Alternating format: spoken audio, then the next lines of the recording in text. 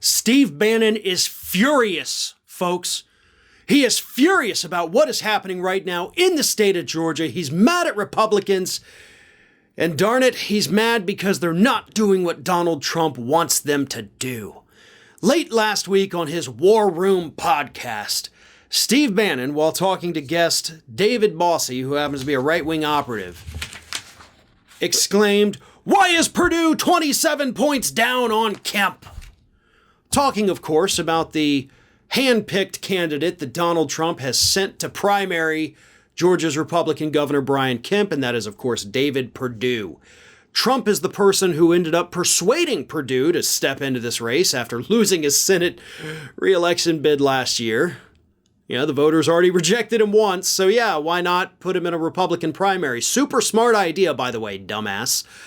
And as Bannon points out, the latest polling shows that Purdue is trailing 27%. 27 points below Kemp. So yeah, not going so well. And in fact, this is an even bigger failure for Donald Trump, not just because he convinced Perdue to run and has, of course, endorsed Kemp and relentlessly endorsed Perdue, convinced Perdue to run. He's attacked Kemp, and the only money that Donald Trump has spent from his massive campaign, other than spending it on himself, he has spent a couple $100,000, I think $500,000, to fund attack ads against Brian Kemp in the state of Georgia. So Trump is actually spending money, which is something he hates to do, to hype up David Perdue, and it's not working in Georgia. That's a pretty damning thing that's happening right now. And that, of course, is why Steve Bannon is so pissed off. And his guest, as I mentioned, David Bossy, is sitting there. He's like, well, yeah, Perdue hadn't run a good campaign. And he's not really attacking Kemp, for not overturning the election for Trump. And for the record, by the way, that is the only critique that Trump and all his little friends have of Brian Kemp. He didn't overturn the state's election results and give it to Trump, which, of course, by the way, wouldn't have even made you win. You still would have lost in 2020, even if Brian Kemp said, hey, look, I know it's illegal, but me and Raffensperger here, we're going to overthrow the results of the election. We're going to give you our electors. All right, illegal as hell, and Trump still doesn't win. Everybody's screwed at that point. It would have made no sense for them to do this, is what I'm saying, and they understood that, so they didn't do it. But what they did do in response to that was enact one of the most sweeping voter suppression laws in the country.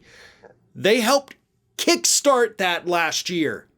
And of course, it was then copycatted by multiple other red states, Florida, Texas, trying to get it up in the Midwest right now, too. These Republicans are. So yeah, Brian Kemp has been a good, loyal Republican. All he didn't do was illegally toss out the results of the 2020 election. That is the only critique they have of him.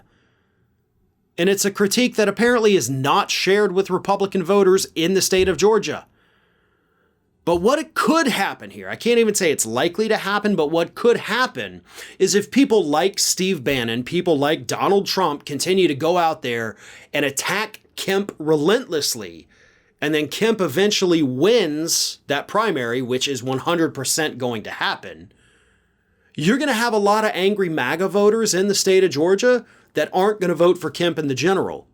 They're either going to stay home, they're going to skip that on the ballot, write in somebody else, whatever it is, and that's going to boost Stacey Abrams. And Stacey Abrams almost won in 2018. Kemp, who was Secretary of State, I've explained it 1,000 times, ended up purging enough people from the voter rolls that made up the difference, so he ended up winning. Abrams is strong. Abrams is popular. Kemp, if he continues to get attacked by Donald Trump and Steve Bannon and all these other MAGA hat-wearing folks, Kemp's in real trouble. He'll cruise to an easy primary victory, but the damage will have been done, and it could lead to Stacey Abrams being the next governor of the state of Georgia. Hey everyone, this is Aspen. And did you know that for the low cost of $0 per day, you can subscribe to the Fair and Balanced YouTube channel? We also encourage you to like, comment, and share, but again, click that subscribe button and help Aspen not be so grumpy.